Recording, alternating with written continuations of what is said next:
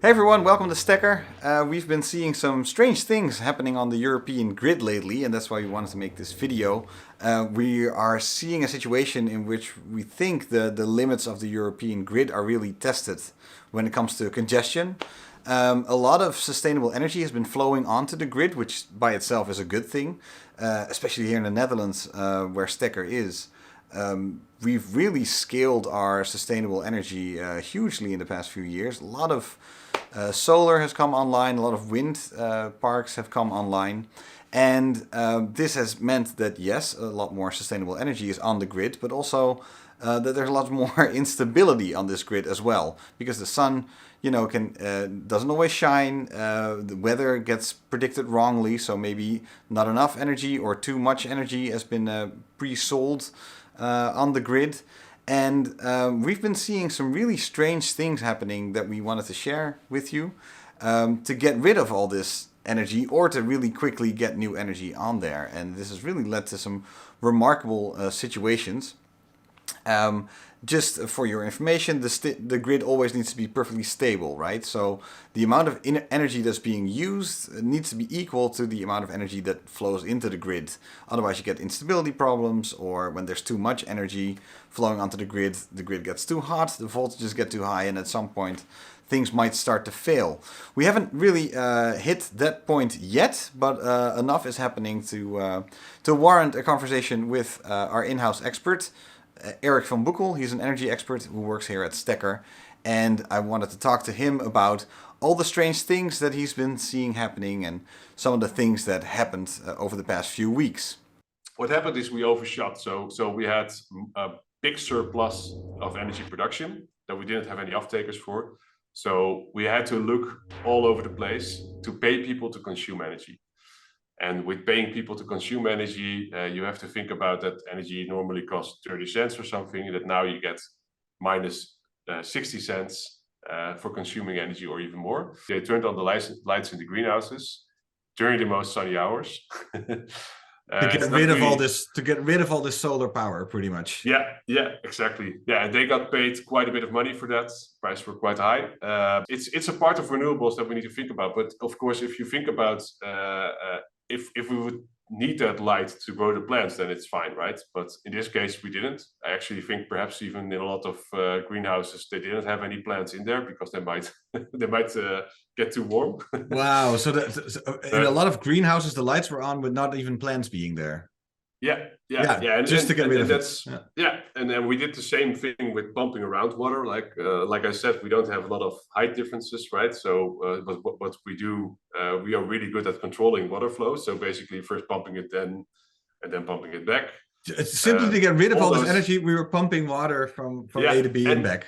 Yeah, and that's so what happened was that the downwards, so the grid operator called an incident and asked everybody to go into the downward direction, basically meaning consume more than you were planning to do, or start producing less than you were planning to do. Oh, yeah. So turning off solar, turning off wind, turning on lights in greenhouses, pumping water around, charging cars, like everything that we can do. And the grid was barely holding, but barely holding, but we were hitting boundaries which were pretty high. Yeah, maybe also good to say that we're pretty blessed in the Netherlands with a really good infrastructure overall.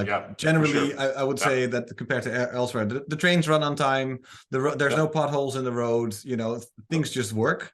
And so the moment we get into a situation where stuff starts to almost not work, we are surprised because it's like that's not supposed to happen.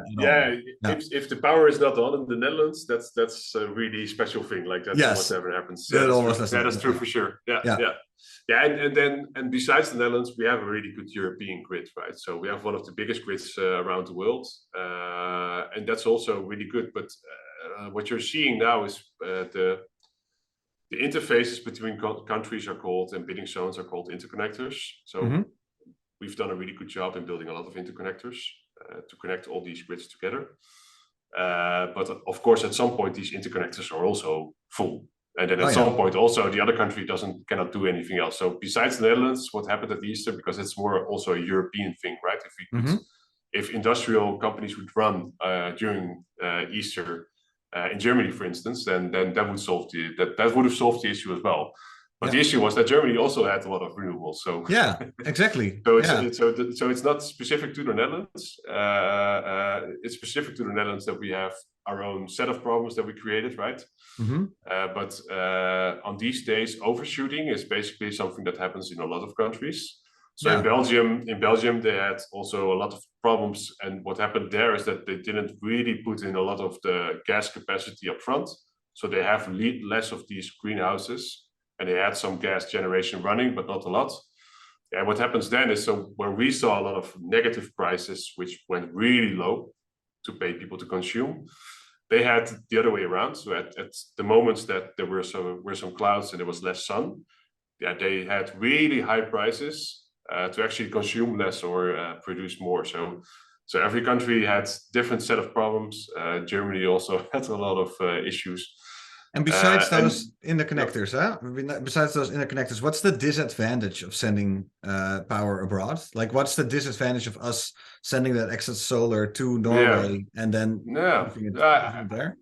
I think there's not a lot of disadvantages. So if we look at this energy transition, very often we look too much to just one country, Okay. right? And then so politicians, for instance, would close down a very efficient plant here, and then a plant in East Europe would turn on brown coal, which is much less efficient. But then they would actually celebrate that they turned off that plant. So there's not really a way. I mean, I think it's a really big benefit that we have this really good European grid, and that the energy transition is very difficult because we should govern it from Europe, because we have a European grid, we have European markets, and then you still see that countries do different things, different opinions, elections happen. So I don't personally say, I wouldn't say there's a big downfall to sharing this energy with other countries. No, okay, yeah, okay. So that's it will happen more and more, but if it's sunny around here, then usually around our neighbors, it's also pretty. The weather's also pretty nice. Yeah, for generally. sure. Yeah. Which is why the projects where we actually connect to North Africa, to Italy and Greece are really exciting, because then if you think about more the follow the sun principle, right? Those are solar hours that we don't have, so they're very complementary to us. Yeah. But to building those types of lines and building that infrastructure, and hopefully we will have a lot of new technologies to help us transport that energy more efficient. For instance, by using superconduction, if that ever becomes really reliable, which is a Dutch invention, by the way. Oh, most people don't know that. But yeah, given what we have now, just keep putting copper in the ground is not going to solve it, right? No. So I mean, we can try to build these really thick lines, but we have to be more clever about our demand and our production.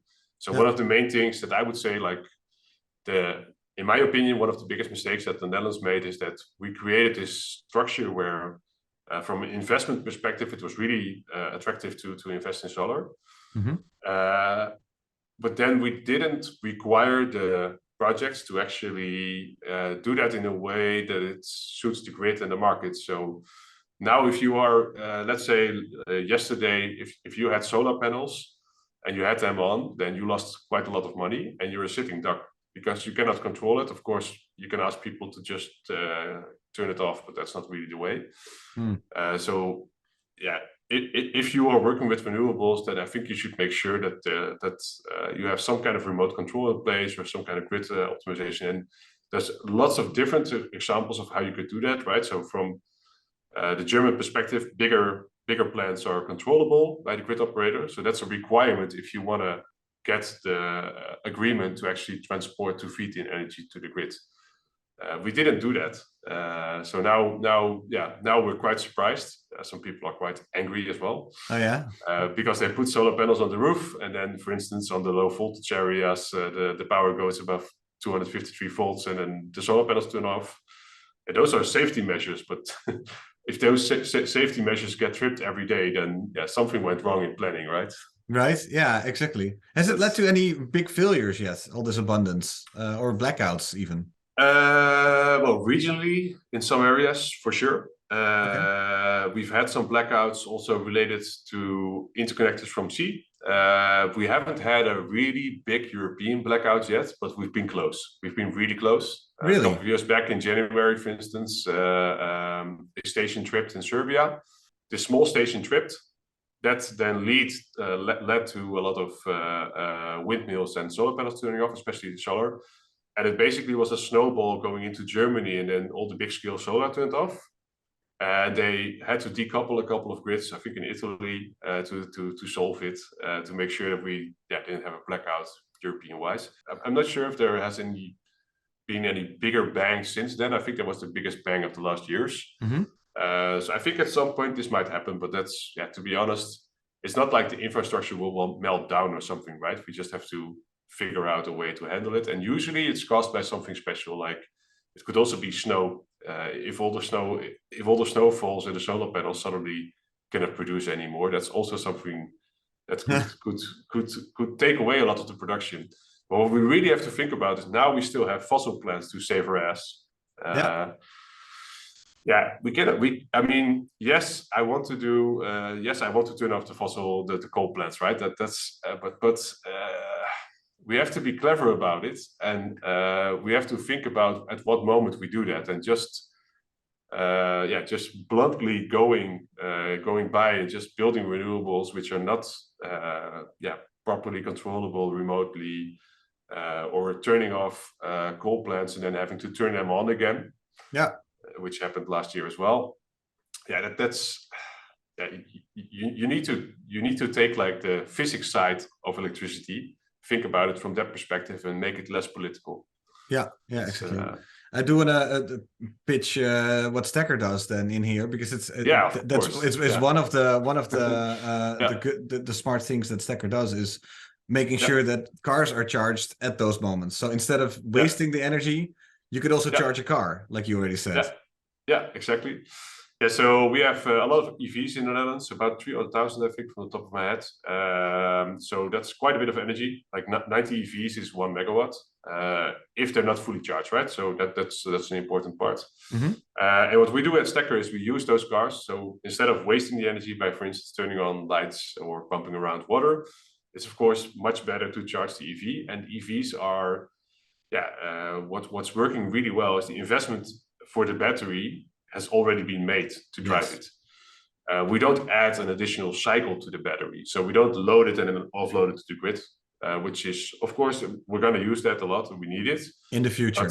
What you do with smart charging is anyhow you were going to charge, right? But the moment that you charge is different, which is the easiest and the most cheap way of flexibility, which can also earn you quite a bit of money.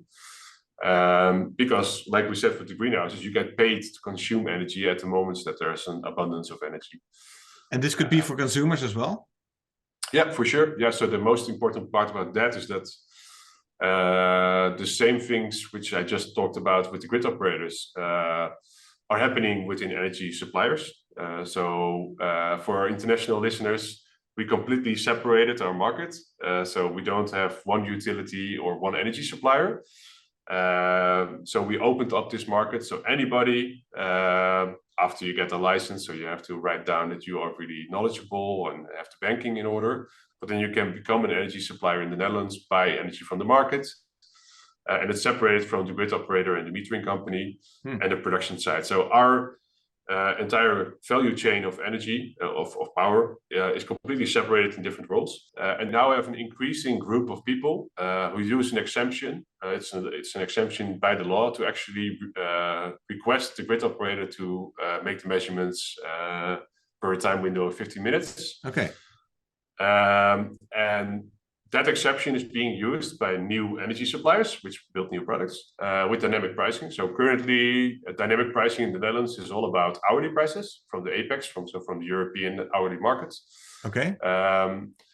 And people are seeing the benefits there because then, of course, indeed, if you charge, your cost will be way lower if you can shift your demand, because then you can shift it to the solar hours and you get a bill only for those hours. So you can charge at a moment where it's cheap.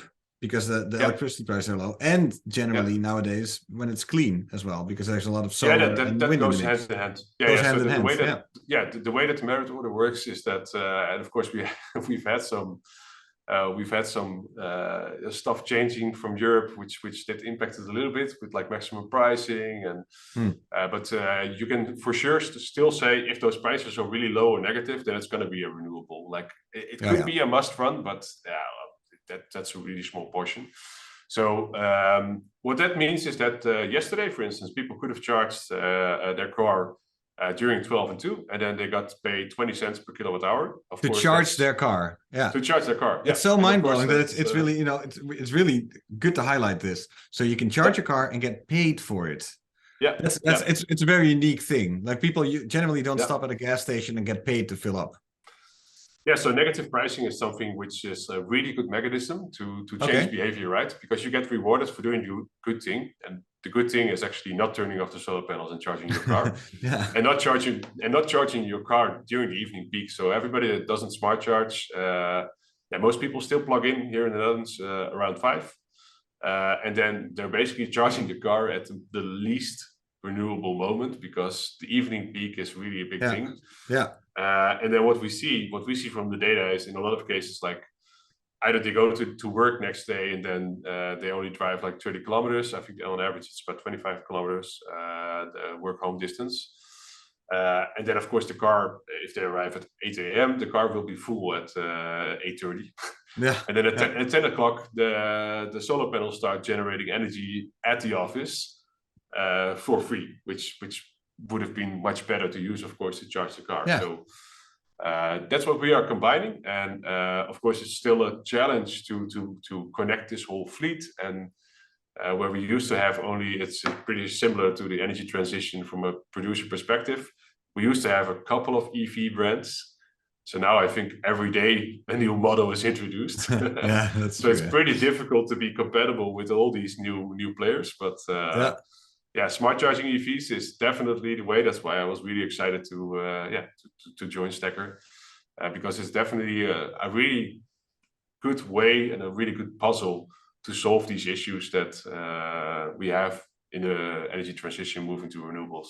This last puzzle piece is pretty much, I think our colleague Eric said it right. It's like, why think about scaling up all these new batteries when we already have 300,000 batteries on wheels driving around? For sure. Yeah. Yeah, for sure. Yeah, and of course they deliver a lot of capacity. They wouldn't, like, even if we would have charged all the cars yesterday, it wouldn't have been enough to balance it, right? Oh, really? Also why I keep which is why I keep saying like you have different solutions, and we need to be good at every solution to solve the energy transition, and not, for instance, say, okay, biogas doesn't have a role. That doesn't make sense. Like, we need to be open to multiple ways. But EVs are going to be massive in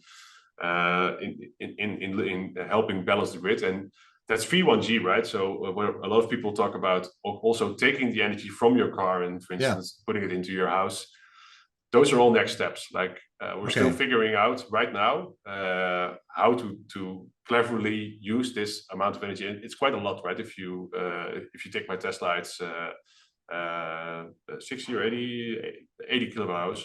So if you take my Tesla, like 80 kilowatt hours is quite a bit of energy which I can put into it.